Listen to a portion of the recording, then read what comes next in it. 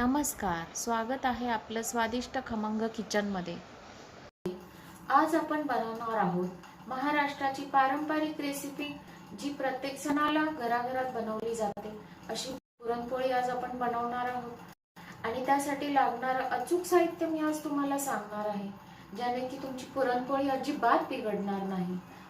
चला तर मग आपण बघूया साहित्य काय काय लागणार आहे।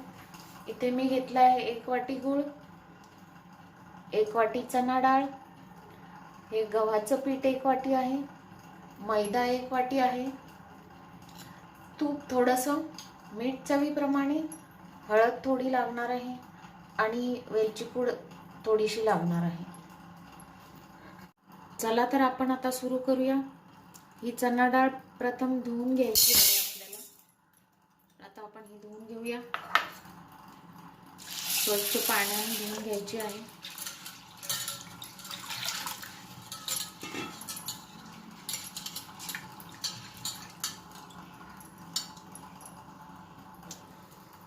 आता आपण एक भांड घेणार आहोत।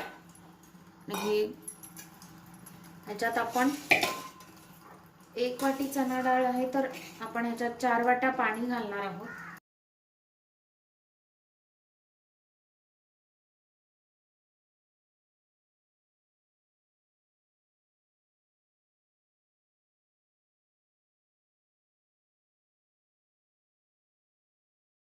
आता हे आपण गॅसवर गरम करण्यासाठी ठेवणार आहोत।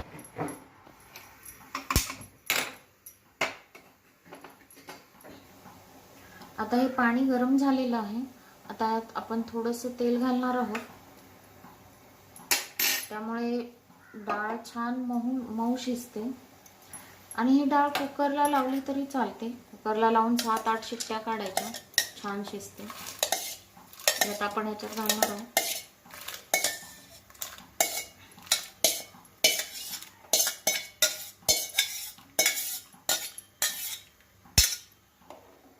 आता ही चांगली शिजवून घ्यायची आणि याच्यावर येणारं हे पांढरं पांढरं पाणी काढून टाकायचं।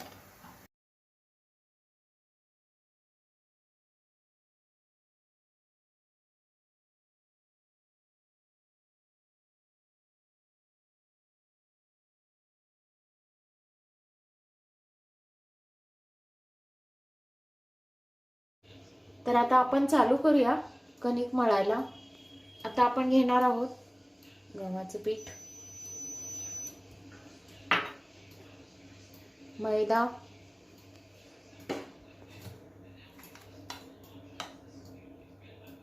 थोडं मीठ घालतोय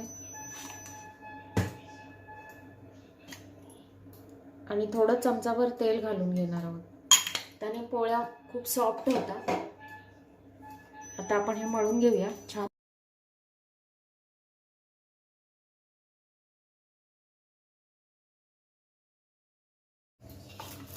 हे बघा, आता आपलं हे मळून झालेलं आहे। चपातीच्या पिठापेक्षा थोडंसं सॉफ्टच मऊ मळायचं आहे। थोडंसं तेल लावून थोडं त्याला एका भांड्यात घालून ठेवायचं आहे। थोडंसं असं तेल लावायचं आहे त्याला, आणि या भांड्याला सुद्धा असं खालून तेल लावून घ्यायचं आहे आणि हा गोळा त्याच्यात आपण ठेवून देणार आहोत। याला आता थोडं अर्धा तास तरी असं भिजत ठेवायचं आहे, छान मुरून येते मग कणिक। आपण ठेवूया झाकून। आता ही डाळ आपली चांगली शिजलेली आहे, हे बघा छान शिजलेली आहे। आता हे पाणी आपण ह्याच्यात काढून घेणार आहोत। डाळ शिजलेलं वरचं पाणी आपण काढून घेणार आहोत।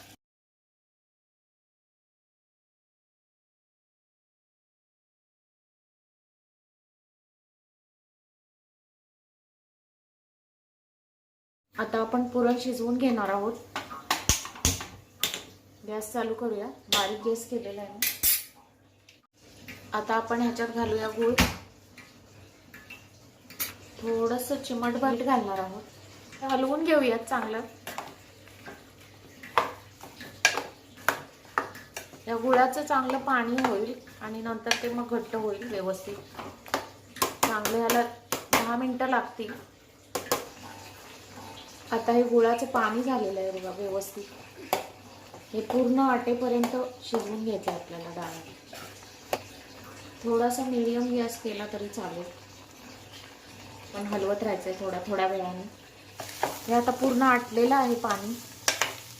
हे बघा असं सगळं पाणी आटून हे व्यवस्थित झालेलं आहे. आता आपण ह्याच्यात वेलची पावडर घालणार आहोत. ह्याच्यात तुम्ही सुंठ पावडर पण घालू शकता थोडीशी, चवीला छान लागतात पोळ्या. ह्याच्यात मी देसी गूळ घातल्यामुळे थोडा कलर काळपट आलेला आहे, पण तुम्ही कुठलाही गूळ वापरू शकता. हे बघा आता आपण गॅस बंद करणार आहोत आणि हे थंड झालं, थोडंसं थंड झालं की थोडं गरम असतानाच असं मशीनमध्ये घालायचं आहे.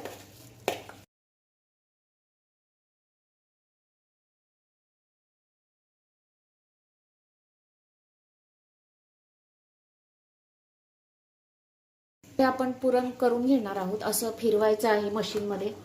तुम्ही जाळी, पुरणाची जाळी येते त्याच्यात पण घालून तुम्ही करू शकता. असं आपण आता करून घेणार आहोत.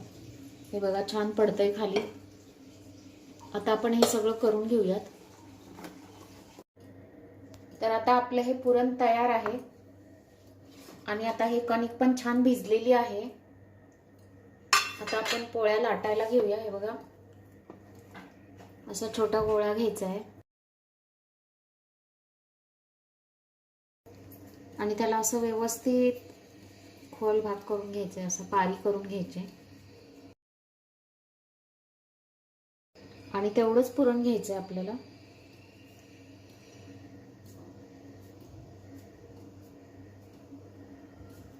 हे बघा असं व्यवस्थित घालायचं आहे त्याच्यात, हळूहळू करायचंय.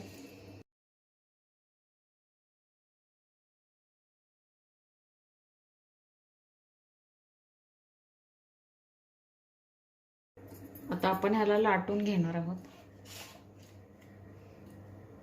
हे असं पिठामध्ये बुडवून हळूहळू लाटायचंय.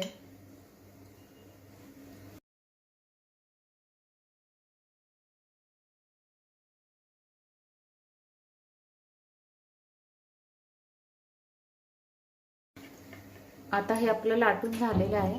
आता आपण भाजून घेऊया.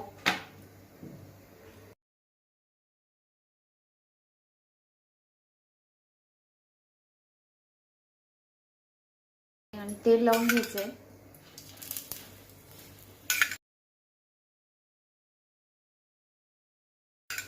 हे बघा आता आपली ही पोळी फुगायला लागलेली आहे. बघा बघा पूर्ण फुगलेली आहे बघा.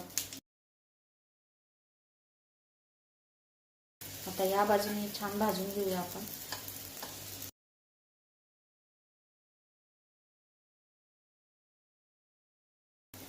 आता झालेली आहे. अशीच अजून एक तुम्हाला करून दाखवते मी.